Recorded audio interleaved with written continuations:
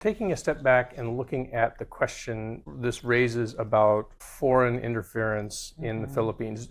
So we can see the potential for, as we said, espionage. We see the potential for interfering in local politics. What have you been learning about the extent of foreign interference as it applies to the Philippines? A lot, too much. So we are facing China not only possibly on land in the Pogos, previously still on land. We are contending with her in our national electricity or power grid. We're contending with her. Tell me about that. This is the the National Grid Corporation of the Philippines, in which China has a 40% stake, but also even in the Philippine-owned 60%, which is the minimum required by our constitution. It seems that Chinese-owned enterprises also have a stake in that 60% majority Filipino share. And in hearings, even in the previous Congress, at the Senate, I actually got to ask, so could China theoretically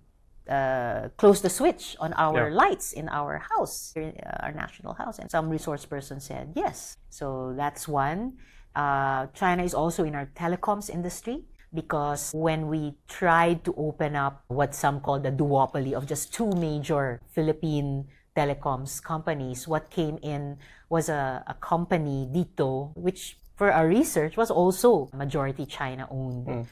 And of course, off land, we are contending with China in the West Philippine Sea. Right. Yeah. So now, when we think about foreign direct investment, we generally think of that in a capitalist society. We think that's actually a good thing. Yes. Right? Because it brings in resources. Obviously, it helps us develop our economy. But you're concerned that this kind of foreign direct investment is not actually in the Philippine national interest. No, it would be against Philippine national interest. While China refuses to recognize our victory at The Hague, while she continues to harass our Navy, Coast Guard, Bureau of Fisheries and Aquatic Resources, fisherfolk in the West Philippine Sea, while she has destroyed our marine resources and ecosystems, harvesting endangered species in the oceans, destroying corals, adding insult to injury, using the marine resources she has dredged up from underwater at the seabed to construct artificial islands within the West Philippine Sea and our exclusive economic zone, then militarizing them and using them to claim her territory in our part of the ocean. Thinking about China's stake in these telecom companies or in the electrical grid, you're looking at China's other activities, its aggression in the West Philippine Sea, and some of its aggressive statements, and saying this is not the country that we want to have this large a stake in our economic life. For sure. I mean, actually, as an Asian, I can be proud that there's another Asian country that's a regional power, vying to be one of the global powers. She has achieved so much for her own people economically, although at great social and definitely democracy cost. But Filipinos will not be bullied in our own backyard. And we know from our childhood that even in a playground, if you don't stand up to a bully, he will never respect you. Yeah. So a lot of, obviously, we're talking about the West Philippine Sea, which is an issue I'm very close to.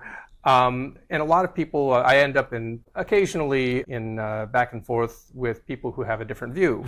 And their view is, look, under Rodrigo Duterte, this was handled, this was managed, things were quiet. It's only been under this recent policy of a more assertive stance, obviously the Transparency Initiative and all of these kinds of things, that now we have all these problems. Why is that?